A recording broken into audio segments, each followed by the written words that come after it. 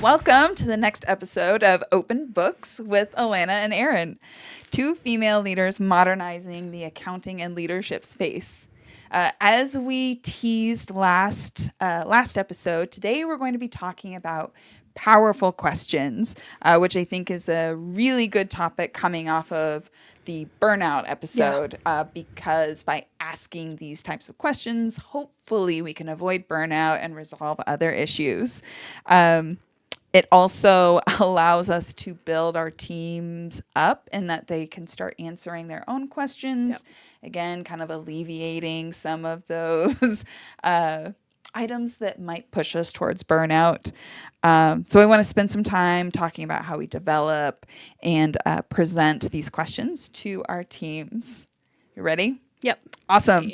So how frequently are you guilty of solving your team's problems, and why do you think that is? Yeah, I'm very guilty of it. We had kind of talked about this earlier. I'm very guilty of just solving my team's problems. Yep. I not always going to powerful questions first.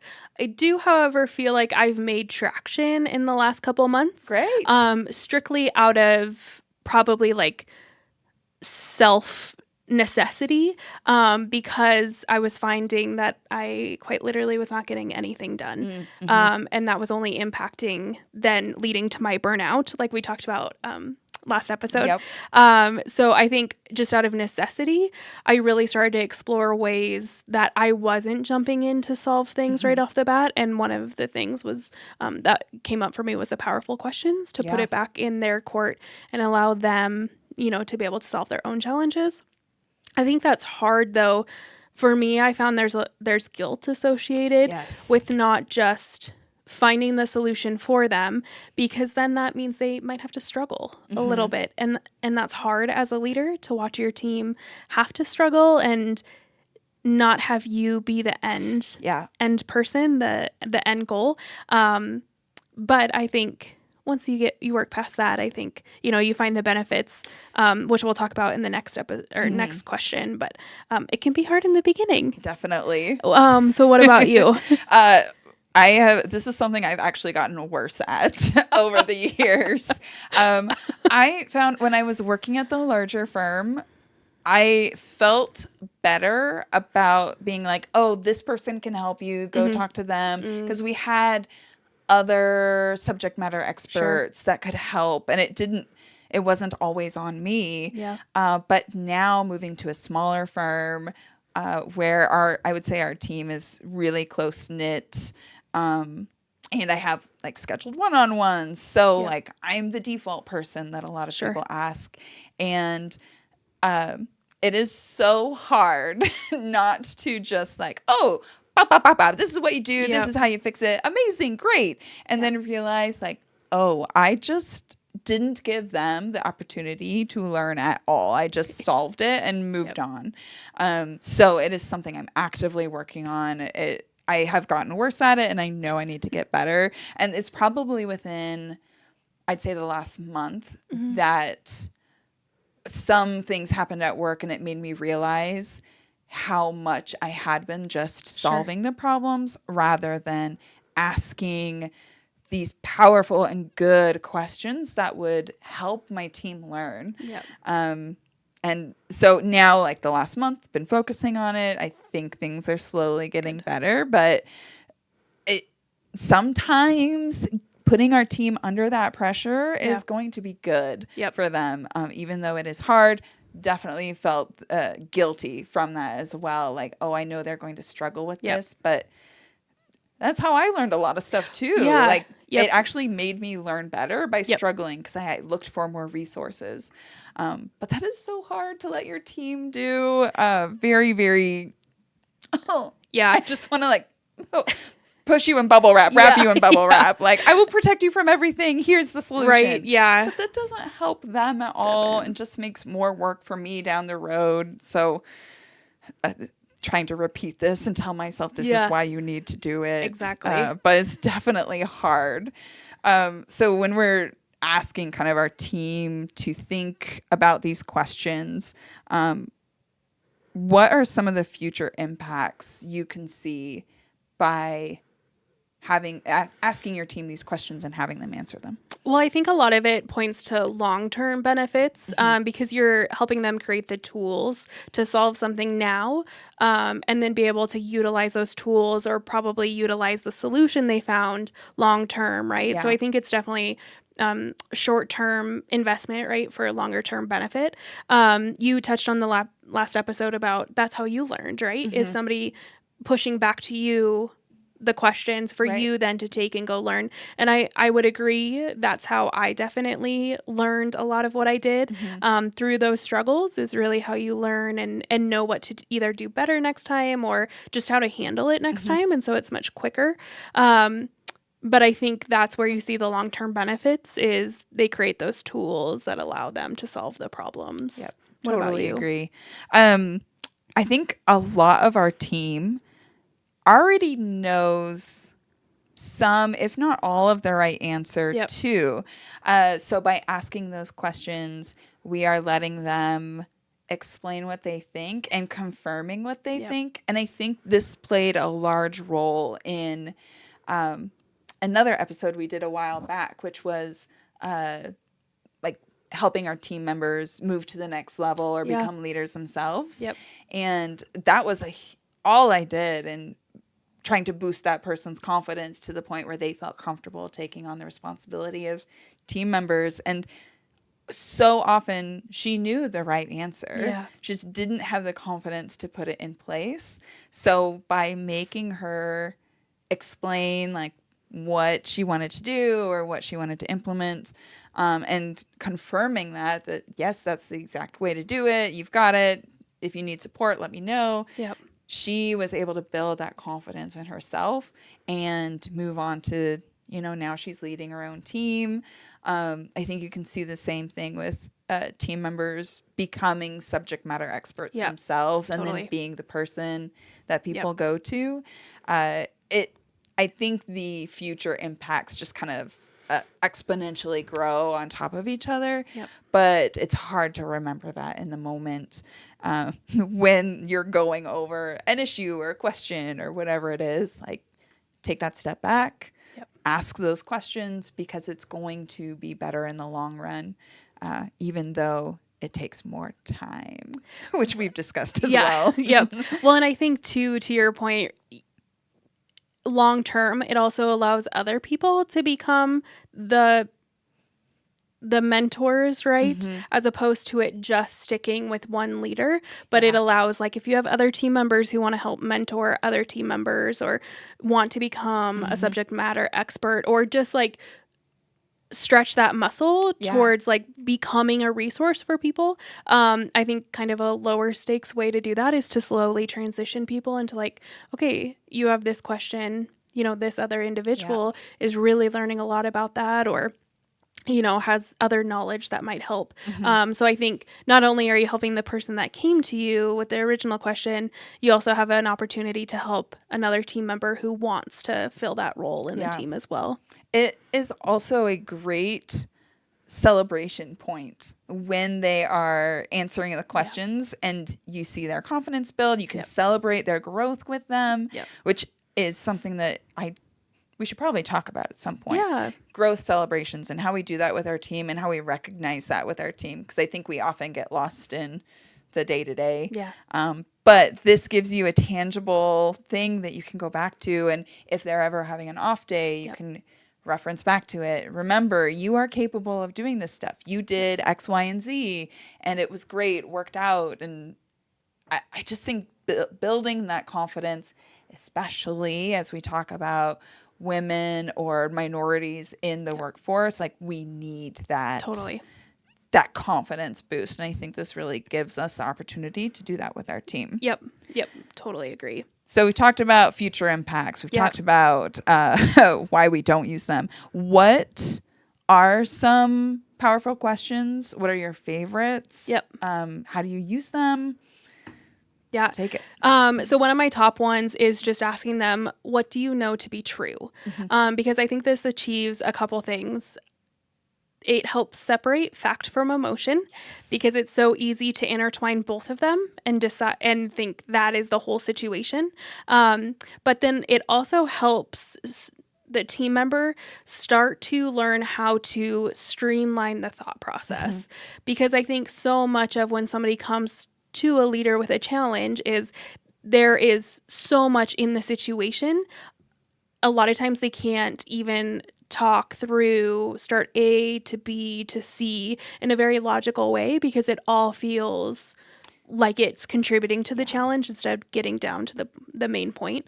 So I think that question of what are the facts, what do you know to be true, helps slow things down and helps them find the clarity in the situation, which I think, so many people say, like, I just need to talk it out loud. And that's what that question is. A lot of times it's just walking you through what are the facts. And a lot of time that leads you to the solution.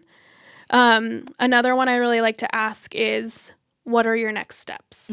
Because I think sometimes team members can get so hung up on the issue at hand and maybe the things that they're finding as they go along. But what are the steps that you need to do next? Because we can't live in the challenge and we can't live in the issue, the whole time. We ultimately have to find a solution. So I think this helps me because then it paints, okay, you have this resource, you can go to this person. Here's the things you can look to. I'm here to help, but your next step is not just my answer, which is really important. Very much so. Would totally agree. What's a question that you like to ask? Usually my favorite one to start out with is, what is the result or the goal of what we're doing? Yeah. Is it, we need to pay people. We need to run a payroll. So that is our end goal. How we get there can be many different ways, but that's what needs to happen. And I find that asking that focuses, kind of like what you said with all the different issues. It can be overwhelming. They can have done some research on their own, so they've got all these battling thoughts. Yeah. And by saying, okay, what do we need to do? It's a clear cut. This is it. We can identify the problem. We need to run payroll. What's the problem? This person hasn't finished their onboarding. What do we need to do? And it's a very basic example, but they can talk through it, like identify the end result we need and what is the blocker. And again, it just clarifies and kind of condenses everything into a much smaller problem statement. It does. So I find that is definitely one of my favorites. I usually try to focus on the what, how, where, who, and when. And I did have to write that down or I would have messed it up. But focusing on those because they are more solid. Like what you said, taking the emotion out. It is, who have you talked to? What are your next steps? What is our end result? Where do we need to go from here? That kind of stuff. It asks them to think of it. Which I think is a part of the problem is that they're so overwhelmed they don't want to think about it anymore. Totally. So trying to condense it, make it easy questions that you can ask that are more objective as opposed to subjective. Helps crystallize it, I guess. It does. In my brain, it becomes a hard, like a crystal. Whereas the other questions are kind of like floaty clouds, which is hard to swim through. I don't know where I'm going with that, but it's paints a good picture. Yeah. Sure. Yeah. Ice, crystal. You're ice skating instead of swimming through messy water. I got it. Yeah. We got there in the end.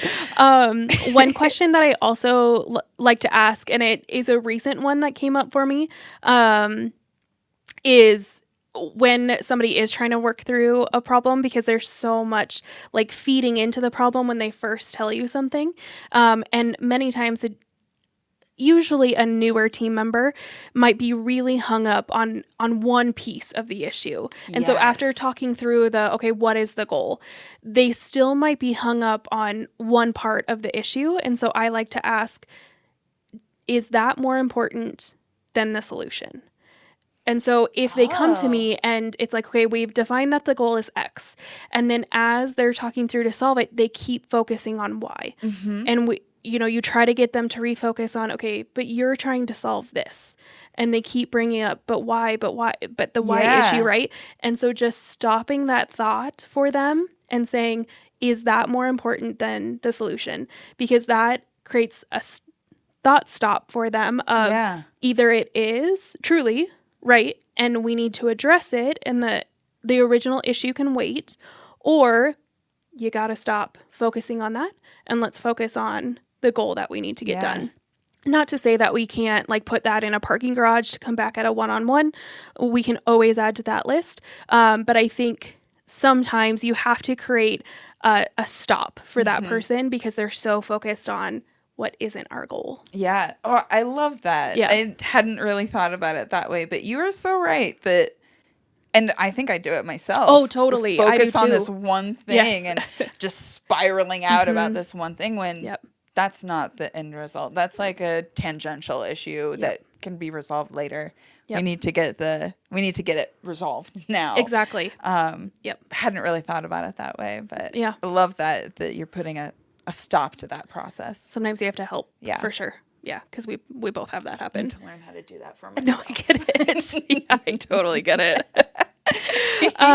So in regards to powerful questions, what's something that you've learned from a team member or a mentor? So this is something that has happened somewhat recently. Knowing when to ask the questions has become like something that I've been working on, like I said, for the last month. And I did not realize how much I was affecting a team member's growth by not giving them the solution, or by not walking them through the problems or the questions. And the instance that happened was we had a deadline coming up. I got the file for a review, and there was not going to be enough time between when I got the file to review and the deadline to do the back and forth that would resolve some of the issues that we were experiencing. So I ended up just doing it myself because that's what I love to do.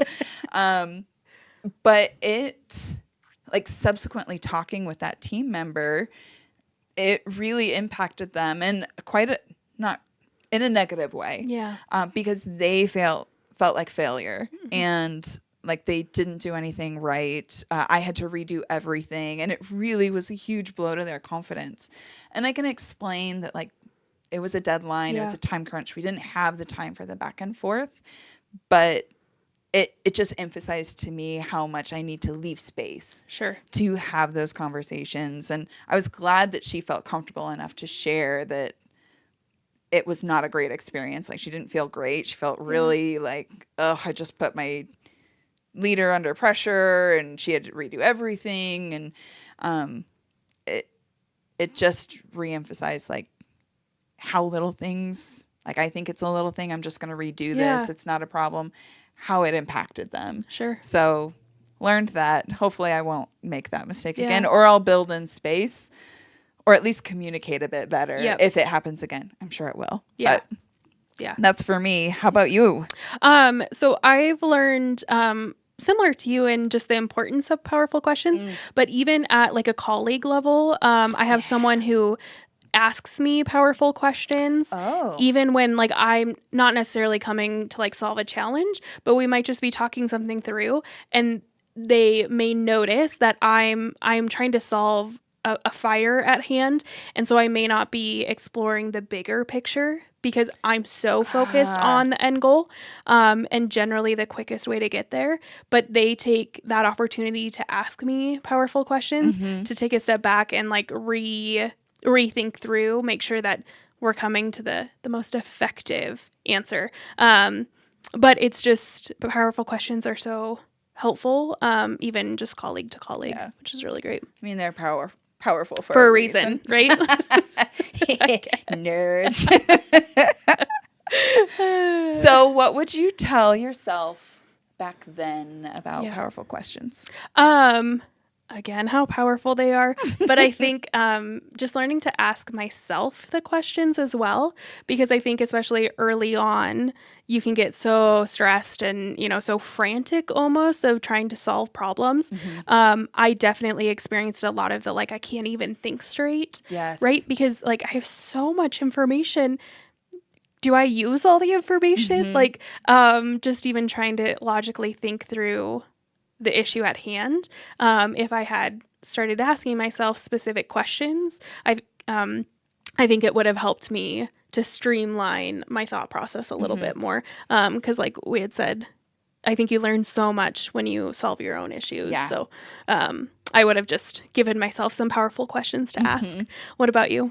I'm really good at coming up with the ones that I'm like, I need to tell myself this now. Sure. Oh, yeah. Yeah. And it is that the team member doesn't always have to come to the solution that you think is right. Oh.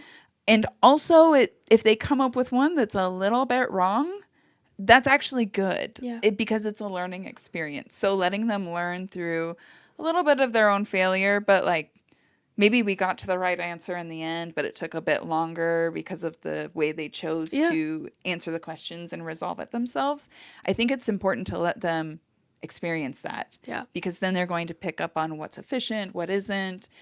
They can look back and say, where did I go wrong? I've walked through this. And again, the thing I need to tell myself is don't forget to follow up on these things after the fact. So we go through these powerful questions, we talk about it, and then it's put into action. Yeah. We need to review that as me and my team member to say okay, how did the client respond to this? How did this go? Was it as we expected or was it different? Has something changed? And I don't do that enough. I just okay, we're done. On to the next issue. Totally. So remembering to not do a full-on action or after action report or review, but at least talking about, hey, how'd that go? Did what you think was going to happen? And, when there's a little bit of failure there, if it doesn't go as expected, okay, what do you think caused that? Yep. We're so caught up in our day-to-day and moving forward that we don't often ask that next powerful question. Totally. Well, and like you said, we might ask them for large events or, large periods of times doing, a full review of it. But yeah, those day-to-day follow-ups can definitely fall through the cracks. Fall through the crap. You heard it here first. Cracks. Holy cow. I think that's a good, we gotta be place done. to end it. Let's be done now. Thanks for tuning in to Open Books. We aim to share insights gained from our past and future experience to foster growth within the leadership and accounting communities. We'll see you next time. Thanks, everyone. Without any crap. Bye.